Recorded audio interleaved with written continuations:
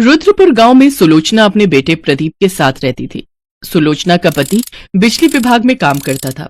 एक रोज जब वो बिजली के खंभे पर चढ़कर तार ठीक कर रहा था तो करंट का जोर का झटका लगने की वजह से उसकी मौत हो गई।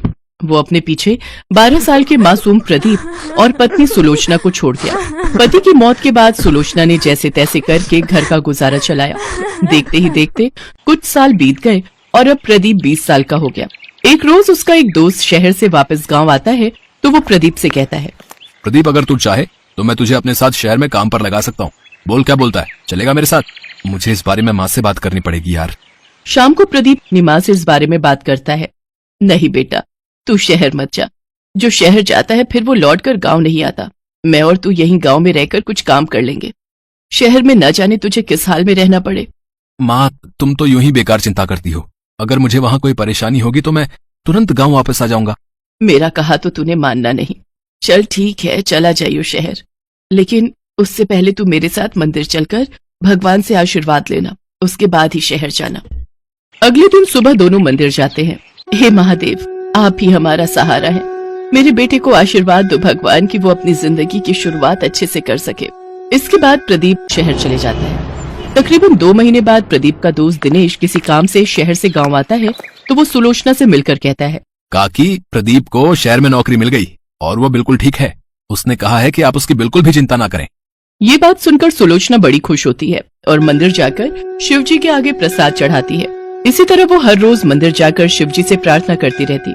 प्रदीप हर महीने अपनी माँ को खर्चे पानी के लिए रुपए भेजता रहता। ऐसे ही समय बीतता गया।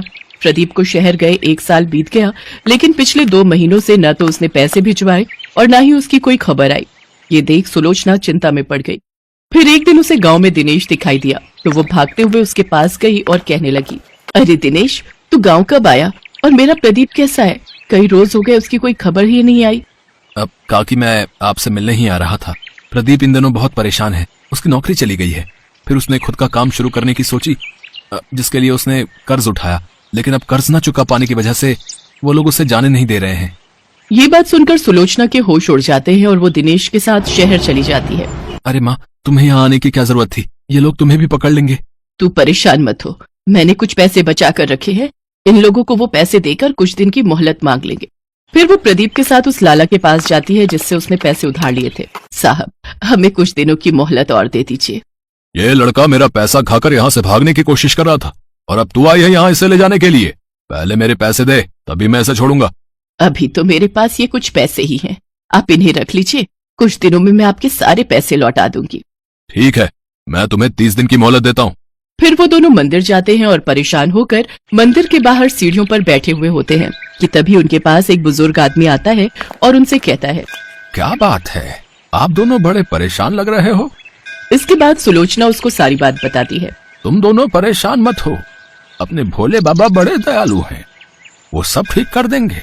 मैं इस मंदिर के बाहर कई सालों से रबड़ी जलेबी का ठेला लगाता हूँ, लेकिन अब मेरी उम्र हो गई है और अब मुझसे ये संभलता नहीं। अगर तुम दोनों चाहो तो मेरे ठेले पर काम कर सकते हो।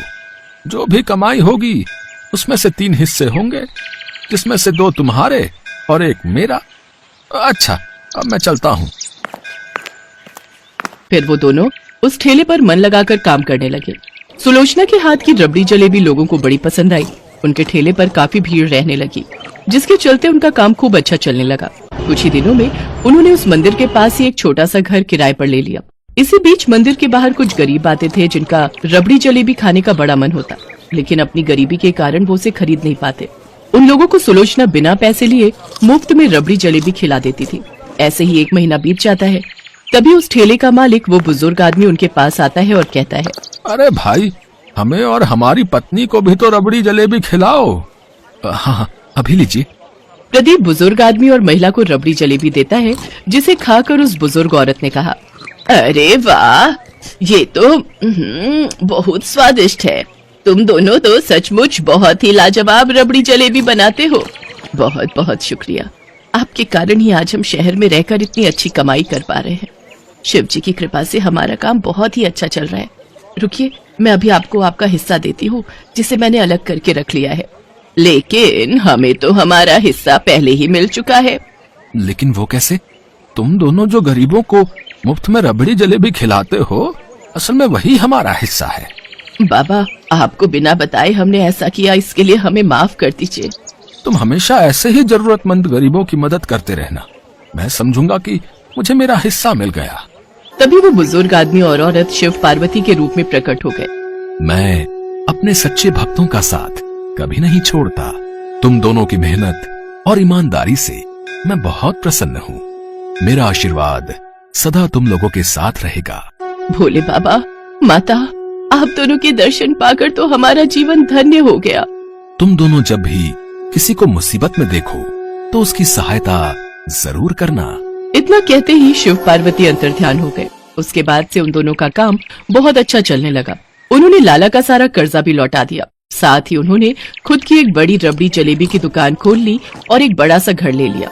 भगवान शिव पार्वती की कृपा से उनका जीवन खुशियों से भर गया।